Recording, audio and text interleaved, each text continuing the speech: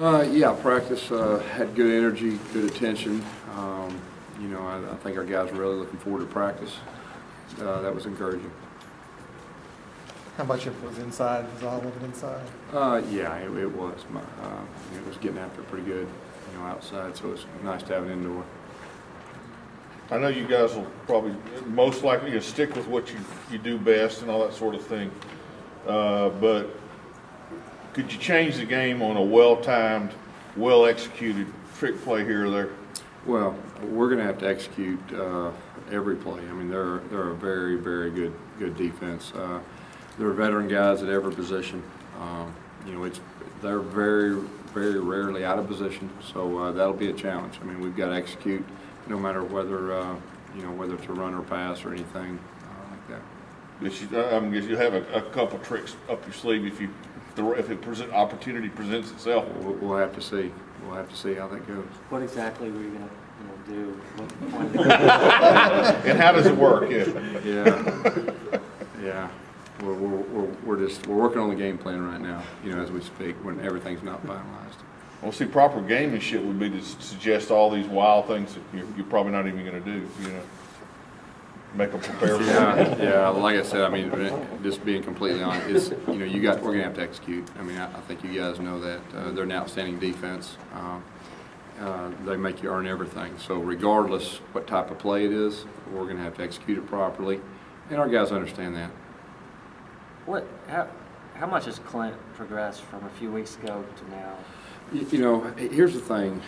When you're a young, inexperienced quarterback, every game you're going to get more experience, and you're going to improve in a lot of areas. From a quarterback coach standpoint, I'm learning more about him every game, how he reacts, how to prepare him better.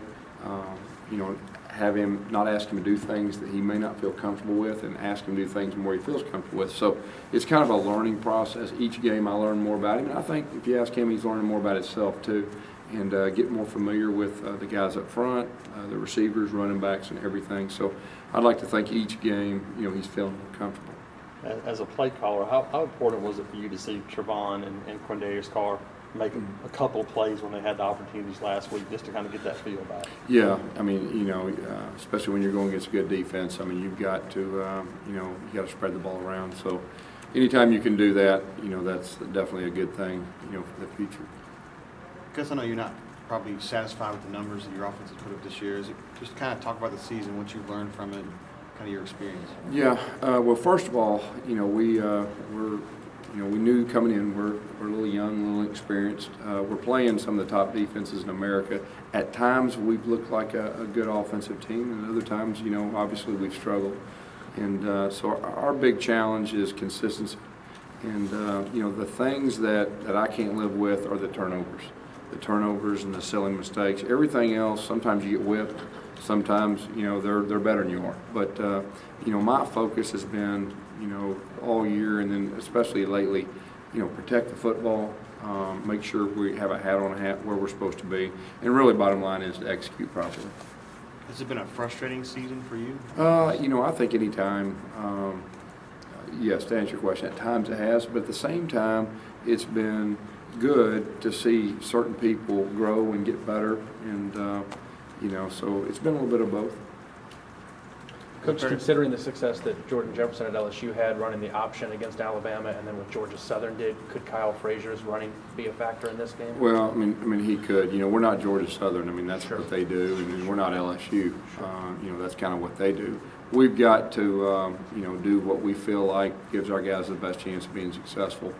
The thing about offensive football, you can't from week to week, you can't just start running the wishbone or whatever. You've got to, do what you feel like gives your team the best chance to be successful against whoever you're playing.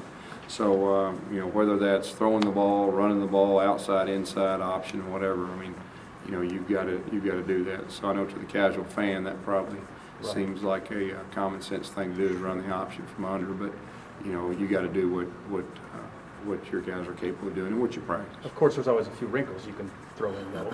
I mean, each week. I mean, yeah, like you that. have to. Sure. Yeah, you definitely have to throw in wrinkles. We've been watching your offense run for a pretty good while now, Gus. You were under center a lot more than normal last week. And some would say that maybe it was kind of a desperate move by you to say, hey, we got to start hitting some people. Is that a fair interpretation? No, I don't think so. We just had certain formations that we were going to go under, and wide edge stuff. That kind of seemed like the thing to do. So I wouldn't read anything into how much we were up under. So How important is it to get Brandon Mosley back and get the same offensive line group back out yeah, again? it's very important. Have you learned stuff professionally from this year? I think each year, I'm one of those guys, I'm always trying to learn and trying to get better. And I think no matter what experiences you have, it helps you for the future.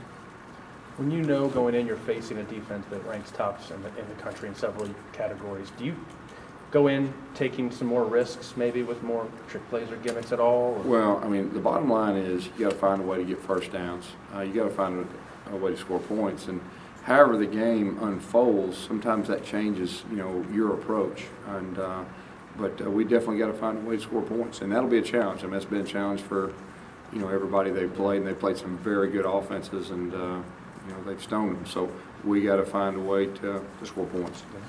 I know those turnovers against Sanford really upset you. You kind of have to walk away there for a minute and just kind of breathe. Turnovers are unacceptable. And so that's something that I take a lot of pride in, and we've got to protect the football better, especially this week.